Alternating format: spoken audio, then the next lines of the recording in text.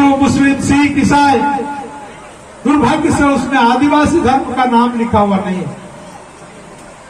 उस आदिवासी कोड का सेंसस के रिपोर्ट में लिखने के लिए ये मुख्यमंत्री शपथ लेने के साथ साथ विधानसभा में विशेष सत्र बुलाने के बाद सेंसस रिपोर्ट में सरना धर्म का कोड हो, ताकि पता चल सके कि पूरा देश में हमारा आदिवासी भाई और बहन का संख्या क्या है।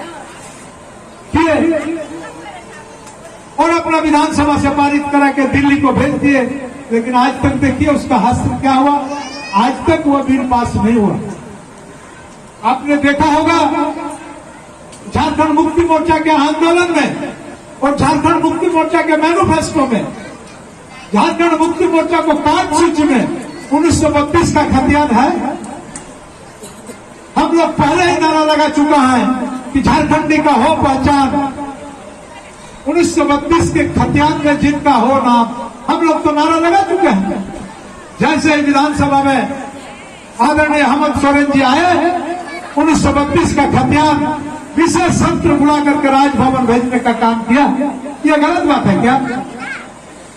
आप बताइए, राजभवन में क्या कसूर किया? 1932 के खतियानी रैयत जो यहाँ के आदिवासी और मूलवासी हैं, जिनका नाभि मूल इस मिट्टी में गड़ा हुआ है, राजभवन उस बिल को वापस कर दिया। राजभवन किनके इशारे में चलता है पता करना होगा, आपको जानना होगा। अब 27% रिजर्वेशन आरक्षण पिछड़ा वर्ग के लिए था, सारे वर्ग का रिजर्वेशन है। आदिवासी भाई बहन के लिए है, हमारे हरिजन भाई बहन के लिए है, पिछड़ा वर्ग के लिए भी है, सवर्ण जो गरीब है आर्थिक रूप से, जिसको ईडब्ल्यूएस बोलता है, उनके लिए भी 10% है, और पिछड़े वर्ग के लिए भी 27% था। इसको हटा करके कम कर देना, और यही हेमंत सोरेन का सरकार इसको पुनः 27% करके राजभवन भेजना और राजभवन फिर से इस बिल को वापस कर देना। ये कौन सी का संकेत है? इन लोगों को समझ में आता है या नहीं आता है? यार, हम लोग तो समझते नहीं है। कौन हमारा दुश्मन है, कौन हमारा दोस्त है, ये तो समझना चाहिए। और अभी बेरोजगार लड़का लोगों को रोज हवा दे रहा है, कोई नहीं, तू चाकरी तो कोई, तू चाकरी अपन हल ना 60-40 नहीं चलतो।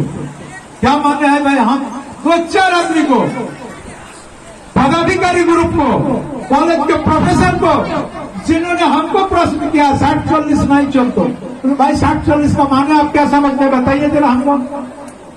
बोले 60 झारखंड का, 40 बाहर का। हम बोला आप कौन यूनिवर्सिटी से पढ़ा है यार, जरा बता दीजिए तो हमको यूनिवर्सिटी का क्या नाम है। नहीं, हम तो ठीक बोल रहे हैं, अब बताइए तो आप कौन यूनिवर्सिटी से पढ़े हैं। बोला ऐसा नहीं है, 60% हो गया आरक्षण कोटि का, यानी 28% हो गया एसटी का, 12-14% हो गया एससी का, उसी तरह पिछड़ा वर्ग का, उसी तरह सवर्ण जो आर्थिक रूप से कमजोर है उनका 10% का मिला जुला के आरक्षण कोटि का जो होता है 60% है, और 40% ओपन फॉर ऑल, सबके लिए। तो सबके लिए मतलब क्या है? उसमें 10%, 15% भी झारखंड का लड़का नहीं आएगा। तो अगर 15% आ गया, बहुत गनीमत, अगर तकदीर खराब होगा, 20% अगर आ गया तो 60 और 20 80% हुआ। तो तुम बोलो जो 80-20 नहीं चल तो 80-20 नहीं चलेगा, ये बात बोलो। ऐसा भी हो सकता है कि झारखंड सरकार का नजर इतना सूक्ष्म नजर है कि 20 में भी उनको आगे नहीं देगा। देखिए, आज हम सब लोग महामहिम के पास भारतीय जनता पार्टी के एक उच्च स्तरीय प्रतिनिधिमंडल मिलकर के झारखंड विधानसभा के अध्यक्ष स्पीकर महोदय के, जो एक संवैधानिक पद पर बैठे हुए हैं और उनके द्वारा लगातार अमर्यादित शब्दों का उपयोग किया जा रहा है महामहिम राज्यपाल के लिए, इन सारे विषयों को लेकर के आज हम महामहिम राज्यपाल के पास हम लोग गए कि एक स्पीकर को, एक अध्यक्ष को, विधानसभा के अध्यक्ष को, जो दलगत राजनीति से ऊपर बैठ कर के पद पर आसीन है, वह व्यक्ति झारखंड मुक्ति मोर्चा के कार्यक्रम में, जहां पर झारखंड मुक्ति मोर्चे के झंडे लगे हुए हैं, बैनर लगे हुए हैं, वहां पर असंसदीय और अशोभनीय के साथ साथ जो संवैधानिक प्रमुख हैं झारखंड के, राज्यपाल के बारे में टिप्पणी करने का काम किया। इसलिए उनको नैतिकता के आधार पर इस्तीफा देना चाहिए। और अब तो मैं मानता हूं कि संवैधानिक मर्यादाओं का वो चकनाचूर करने का काम किया। आज तक झारखंड बने हुए 23 साल हो गए, पहला स्पीकर होंगे जो अब झारखंड मुक्ति मोर्चा नाम की एक राजनीतिक दल के तले झंडे में, बैनर में राजनीतिक भाषण दे रहे हैं। इससे बड़ा दुर्भाग्य और क्या हो सकता है। इसलिए उनको तनिक भी अगर नैतिकता होगी, संविधान के प्रति अगर थोड़ा सा भी दर्द होगा, तो उनको इस्तीफा दे करके तब राजनीति के क्षेत्र में आए। उनका मुकाबला हम सब लोग करेंगे। राज्यपाल से क्या राज्यपाल जो हैं इस मामले में तो पीड़ित हैं, इन्हीं पे टिप्पणी। पता नहीं आपके शब्दों में पीड़ित है, कहीं पीड़ित नहीं। नहीं, सुन लीजिए ना, सवाल सुन लीजिए।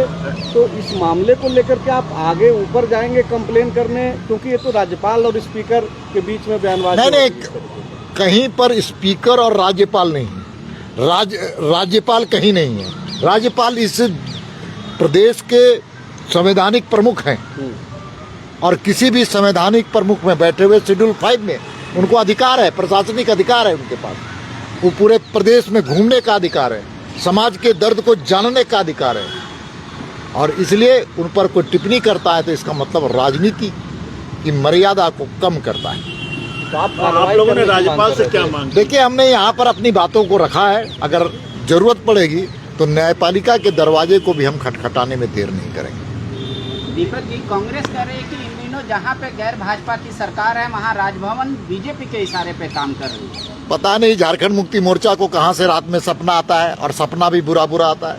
उनको भारतीय जनता पार्टी से डर लगता है, महामहिम राज्यपाल से डर लगता है, प्रधानमंत्री जी से डर लगता है, नरेंद्र मोदी जी के नाम से उनको डर लगता है।